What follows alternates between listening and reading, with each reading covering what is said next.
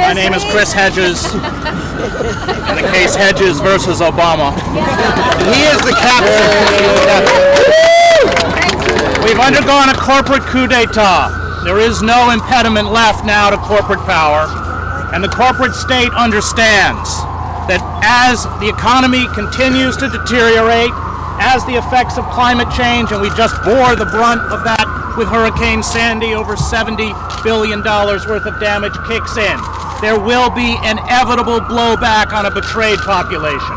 And what's happening in this court now is the last thin line of defense between protecting what is left of our anemic democracy and the imposition of a military state. Yeah, Chris. The deterioration of civil liberties under the Obama administration has complete continuity with the attack on civil liberties under the Bush administration. In fact, under the Obama administration, it has been worse. The radical interpretation of the 2001 Authorization to Use Military Force Act as giving the U.S. government, in particular the executive branch, the right to assassinate American citizens, any narrative that challenged the official government narrative. The FISA Amendment Act, which retroactively makes legal what under our Constitution has traditionally been illegal, the warrantless wiretapping, monitoring, and eavesdropping of tens of millions of American citizens, and now the National Defense Authorization Act, Section 1021, overturning 200 years of domestic law to allow the military onto our streets to seize American citizens, strip them of due process, put them in military facilities, including our offshore penal colonies, and hold them indefinitely. What we see here is a Magnificent Seven standing in the breach against the final assault by this administration, which has been continuing from the previous administration since 2001, under the excuse that somehow we live in exigent conditions, and it's somehow because these conditions are so different and so extraordinary that the Constitution is just a mere piece of paper and it's not worth what it was written on. I emphatically disagree. It is the grand experiment launched over 220 years ago. It gives no government, no person, no agency or military to take away what are our rights, what are our liberties, what are our freedoms. What seems to me very clear is that the three senators who were advising, who were arguing this for the indefinite detention without charges of American citizens against the Fifth Amendment is well described as an enemy of the Constitution of the United States. And I'm afraid that is true of the President at this point in going along with this, having encouraged it earlier. And if every senator who votes for that, and let me remind you, every one of them, as a civilian, took the same oath that Bradley Manning took and that I took as a Marine. And that is not for a commander-in-chief. It is not, who's not mentioned, it is not to obey the regulations of the commander-in-chief. It is solely to support and defend the Constitution of the United States against all enemies, foreign and domestic. Despite Section 1021's ramifications, chances are you've never heard of it due to a mainstream media blackout. Regardless, the handful of journalists and activists led by Chris Hedges, known as the Magnificent Seven, and including such heavyweights as renowned MIT linguist Noam Chomsky and Pentagon Papers whistleblower Daniel Ellsberg, battle on, intent on raising awareness and defeating what they consider to be the most devastating infringement to date on U.S. civil liberties. Fueling their fury is the fact the secretive detention of U.S. citizens is already taking place in pseudo-black ops prisons right here on American soil. Perhaps no one knows this better than Long Islander Andrew Stepanian, who spent the last 6 months of a 3-year sentence within one. There's a lot of folks that were either labeled Al-Qaeda or Al-Qaeda affiliates that were there. To kind of make clear how they were able to have low and minimum security designation and be associated with these groups was that they were all guys that were either accused of having affiliation or accused of donating to the wrong charity. That was a lot of what I saw over there. Was this thing called material support for terrorists, which was another type of overbroad piece of legislation where One guy was building an orphanage in Sarajevo, right?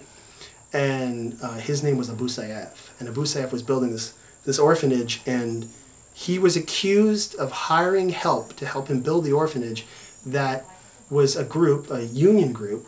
Well, during the Balkan conflict, they doubled as a militia organization. So now that the conflict is over, they're back to being a labor union, right? So these are the nuanced political issues that the maybe Bush administration didn't really understand, right? But this group was celebrated by the Clinton administration, you know, and championed by the Clinton administration as fighting against genocide, right? So that's on public record. This group was fighting against genocide. The U.S. loves them, et cetera, et cetera. 9/11 happened. They're Muslim. They're armed. They're an extremist group, right?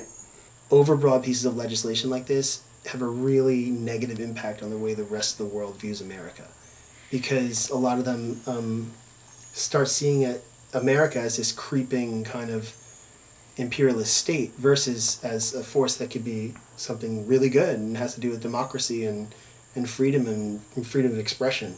This is something that can be used as a recruitment tool for terrorists overseas to say, look what America stands for. They stand for this. You know, if you ever read Inspire, which was the newsletter published by Al-Qaeda, they utilize things like Guantanamo, they utilize things like detainment camps and waterboarding as a reason to say, you know, this is why you should join us. This is what the U.S. stands for. They focus on the worst things that we've been involved with, and they use it as a way to recruit more people to do more evil acts. So why give them something that could be used as a recruitment tool? The full impact of the indefinite detention provision was hammered home during a 2-hour panel discussion following the February 6th rally, featuring documentary filmmaker Michael Moore and many of the Hedges versus Obama plaintiffs. Topics range from the lack of transparency plaguing the case of Bradley Manning, the U.S. Army private accused of leaking classified materials to WikiLeaks, and Obama's use of drones, to corporate personhood, and what Hedges described as the closest the public has come yet to a meaningful and effective solution: Occupy Wall Street. This has been a long road for all of us. I think I can safely say that some of us have sacrificed greatly to engage in this lawsuit. And we do so because we have every reason to fear the United States government and what it has become since 9/11. What I hope to do with this is create an unorthodox, excuse me, I'm really tired, unorthodox and creative endeavor. That was hopefully to put together the first time lawsuit/campaign. To have what might be a relatively obscure lawsuit just get thrown under the rug or disappear, have support like this, to end up somewhere like this, because we need to crowdsource truth. We need people all over the world. We need independent journalists who care enough to cover these things, bloggers, activists, civil liberties advocates. This tribe, this evolving tribe that we're a part of. We all play a role in it, we all play a critical role, and it's only together that we're going to actually turn this madness around. What you're seeing since 9/11 is the executive branch is subverting the Constitution. They want to take the power under themselves. They're betting, they have to, betting on a compliant Congress, a complicit Congress, and a judiciary that's not going to stand up to them. So what they end up doing is they will force certain kinds of Enabling Act legislation to Congress to make legal. That's the ex post facto side that was once illegal. The FICE Amendments Act is certainly a case in point. The other thing they'll do is they will do signing statements, or they'll secretly interpret the existing legislation that doesn't suit their needs in terms of the national security state. That's precisely what was done with the Patriot Act. In my case, I blew the whistle on torture in the case of the American Taliban, John Walker Lind, and I was branded a traitor, a turncoat, and a terrorist sympathizer. 10 years later, I'm defending people like Tom Drake and John Kiriakou, who are being prosecuted under the Espionage Act. They're being labeled enemies of the state, one of the most serious charges that can be leveled against an American. And this kind of language falls within the ambit of the very vague and ambiguous NDAA supporting terrorism. You can easily see how that connection can be made. And I thought it was bad enough when whistleblowers were being fired and blacklisted and smeared and bankrupted, and then it escalates to the government trying to put them in jail. But what's even worse is a prospect that they could be disappeared completely and detained indefinitely without charge, counsel, or judicial review. I see this as another tool in the arsenal that they will not hesitate to use against whistleblowers, because what this is about shutting down information and chilling speech. What we're seeing is essentially a reconfiguration of the legal system to justify murder, torture, the stripping of due process, things that empire has already, empire is a disease, and things that empire has already begun to do. And we can't roll over, so that when they create the FISA Amendment Act, or when they pass the NDAA, then we have to rise up and stop it, because it is attempting to give them legal cover. We just have to start living in truth, which is what Occupy did. And in fact, that truth to a state that is as internally as decayed and corrupt as I believe this one is deeply threatening. And that means civil disobedience, and it means getting arrested. And I don't enjoy being arrested. It's more time than I care to donate to the U.S. government. And yet, it is absolutely vital. We've done all sorts of Occupy stuff since Zuccotti, and people get dispirited because the groups are not, we don't have the euphoria of that Foley Square night. We had 35,000 people. And I say, look, we're where we should be. And I've covered these movements. We'll keep coming out. We'll keep the flame alive. And our overlords, our corporate overlords, who are so myopic and so stupid and so greedy, will do the rest.